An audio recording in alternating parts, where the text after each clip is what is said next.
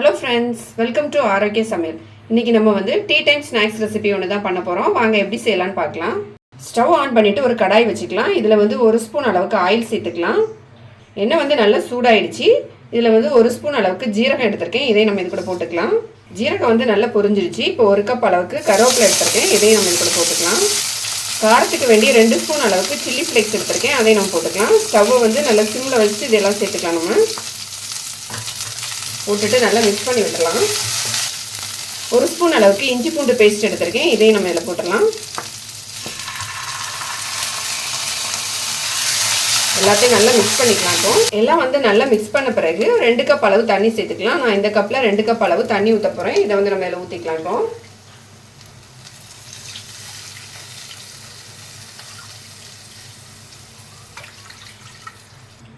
தேவையான அளவு உப்பு சேர்த்துக்கலாம். இப்போ தண்ணி வந்து நல்லா கொதிக்கட்டும். தண்ணி ஊற்றின பிறகு நல்லா கொதிக்க ஆரம்பிச்சிடுச்சு. 1/2 கப் அளவுக்கு துருவின உருளைக்கிழங்கு எடுத்திருக்கேன். இதை நம்ம இது கூட போட்டுக்கலாம். போட்டுட்டு எல்லாத்தையும் நல்லா மிக்ஸ் பண்ணி விட்டுடலாம். இதுவும் லைட்டாக கொதி வரணும். அது வரைக்கும் நல்லா கொதிக்க விட்டுடலாம். காரத்துக்கு வேண்டி இதில் சில்லி ஃப்ளேக்ஸ் மட்டும்தான் சேர்த்துருக்கேன். நீங்கள் பச்சை மிளகாய் வேணாலும் சேர்த்துக்கலாம். சின்ன பசங்க சாப்பிட்றதா இருந்தால் பச்சை மிளகாய் அவாய்ட் பண்ணிவிட்டு சில்லி ஃப்ளேக்ஸே சேர்த்துக்கலாம். உருளைக்கிழங்கு சேர்த்த பிறகு நல்லா கொதி வர ஆரம்பிச்சிடுச்சு. 1 கப் அளவுக்கு ரவை எடுத்திருக்கேன். இதையும் நம்ம இது கூட போட்டுக்கலாம். நான் 1 கப் ரவை சேர்க்கறதுனால தான் 2 கப் தண்ணி வந்து சேர்த்துருந்தேன். இப்போ நம்ம வந்து இது கூட போட்டு கொஞ்சம் கொஞ்சமாக போட்டு மிக்ஸ் பண்ணிக்கலாம். கட்டி இல்லாமல் நல்லா மிக்ஸ் பண்ணிக்கலாம் எல்லாத்தையும். நீங்கள் ரவை வந்து எந்த அளவுக்கு எடுக்கிறீங்களோ அந்த அளவுக்கு வந்து தண்ணி அதிகமாகவோ கம்மியாகவோ சேர்த்துக்கோங்க. இப்போ இது எல்லாத்தையும் நல்லா மிக்ஸ் பண்ணிடலாம்.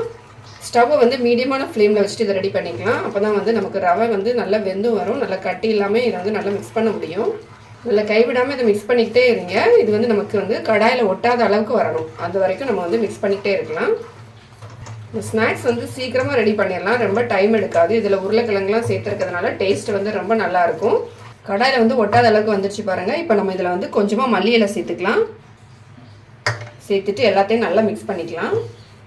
நல்லா மிக்ஸ் பண்ணிட்டேன். இப்போ நம்ம வந்து ஸ்டவ் ஆஃப் பண்ணிவிட்டு இதை வந்து நல்லா ஆற வச்சிடலாம். நம்ம மிக்ஸ் பண்ணி வச்சுருந்து இந்த ரவை உருளைக்கிழங்கு எல்லாமே நல்லா ஆறிடுச்சு. இப்போ நம்ம கை வச்சு இதை வந்து நல்லா மிக்ஸ் பண்ணிக்கலாம். இந்த மாதிரி கை வச்சு பண்ணும்போது எல்லாமே நல்லா ஒன்றா மிக்ஸ் ஆகி வந்துடும். இப்போ எல்லாத்தையுமே நல்லா மிக்ஸ் பண்ணி எடுத்துக்கிட்டேன். இதுலேருந்து நம்ம கொஞ்சமாக மாவு எடுத்துக்கலாம். எடுத்துகிட்டு சின்னதாக பால் மாதிரி ரெடி பண்ணிக்கலாம். இப்போ பார்த்திங்கன்னா நான் வந்து இந்த மாதிரி சின்ன சைஸில் பால் மாதிரி ரெடி பண்ணியிருக்கேன். நம்ம இதே மாதிரி எல்லா மாவையும் ரெடி பண்ணி எடுத்துடலாம். நான் எல்லாத்தையுமே வந்து சின்ன சின்ன பால் மாதிரி ரெடி பண்ணி வச்சுட்டேன். இப்போ நம்ம எல்லாத்தையும் வந்து ஒரு பிளேட்டில் எடுத்து வச்சுக்கலாம். இது வந்து நல்லா உருட்டும் போது கொஞ்சம் டைட்டாக பிடிச்சிக்கோங்க. ஏன்னா வந்து நம்ம ஆயிலில் போட்டு ஃப்ரை பண்ணும்போது அது வந்து உடஞ்சி வராமல் இருக்கணும். அதனால் கொஞ்சம் டைட்டாக எடுத்து பிடிக்கும்போது அது வந்து ஆயிலில் ஃப்ரை ஆகும்போது உடையாமல் இருக்கும். நம்ம சேனலில் பார்த்தீங்கன்னா ஈஸியாக பண்ணுற மாதிரி நம்ம வீட்டில் வந்து இருக்கக்கூடிய பொருட்களை வச்சு பண்ணுற மாதிரியும் நிறைய ஸ்நாக்ஸ் ரெசிபி வீடியோ இருக்குது. கண்டிப்பாக பாருங்கள். உங்களுக்கு பிடிச்சிருந்தா ஷேர் பண்ணுங்கள் எல்லாருக்கும். இப்போ பார்த்தீங்கன்னா நான் வந்து பிளேட்டில் எல்லாத்தையுமே வந்து எடுத்து வச்சுட்டேன். இப்போ நம்ம வந்து ஆயிலில் போட்டு ஃப்ரை பண்ணிடலாம். இதை கடாயில் வந்து பொரிக்கிறதுக்கு தேவையான அளவு எண்ணெய் ஊற்றி வச்சுருக்கேன். நல்லா வந்து எண்ணெய் சூடாயிடுச்சு. இப்போ நம்ம ரெடி பண்ணி வச்சுருந்ததை வந்து ஒன்றா எடுத்து ஆயிலில் போட்டுடலாம். ஆயில் வந்து நல்லா சூடான பிறகு சேர்த்துக்கோங்க. அப்போ தான் வந்து மேல் பக்கம் நல்லா கிறிஸ்பியாக வரும். நம்ம இதில் வந்து பைண்டிங் வேண்டி எந்த மாவுமே சேர்க்கல, வெறும் ரவை மட்டும் தான் சேர்த்துருக்கோம். ஆயிலில் போட்டுட்டு எல்லா பக்கமும் நல்லா ஈவனாக திருப்பி விட்டுக்கோங்க. அப்போ எல்லா பக்கம் ஒன்று போல் நல்லா வெந்து வரும். இதில் பார்த்தீங்கன்னா ரவை உருளைக்கிழங்கு எல்லாமே வந்து ஆல்ரெடி குக் ஆகிடுச்சு. மேல் பக்கம் மட்டும் நமக்கு வந்து கலர் சேஞ்ச் ஆகி வந்தால் போதும். எல்லாமே வந்து ஆயிலில் நல்லா ஃப்ரை ஆகிடுச்சு. இது வந்து ப்ரௌன் கலர் ஆகணும்னு வேண்டாம், லைட்டாக வந்து கலர் சேஞ்ச் ஆனால் போதும். இப்போ வந்து நம்ம எடுத்துடலாம்.